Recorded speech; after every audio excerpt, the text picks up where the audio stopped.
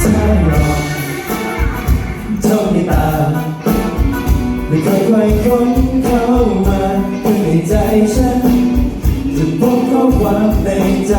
ที่เก็บเอาไว้ทุกอย่างได้ไหมว่ามันกำลังบอกเธอ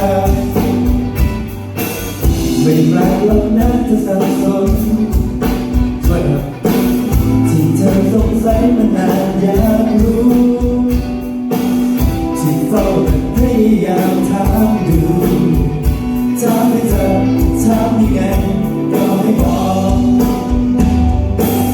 ที่เธออีกทีก็ทำใช่ไหมอยากจะฉันและมันรู้ไปแต่ก็กลัวจะดูเฉ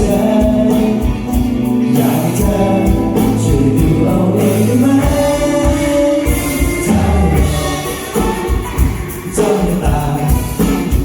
ไม่เคยคนเข้ามาเพื่อให้ใจฉันจะพบข้อความในใจที่เก็บเอาไว้ทุกอย่างได้ไหมว่ามันกำลังบอกเธอ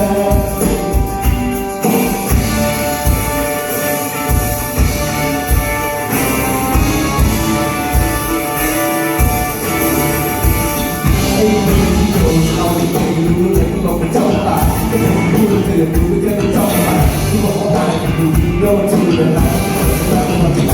ตาขึ้นมาจับตัววิชาที่ว่าตาแก่ว่าเจ้าที่ทำในกระบวนการมาถึงตอนนี้ก็พูดอะไรพูดอะไรพูดอะไร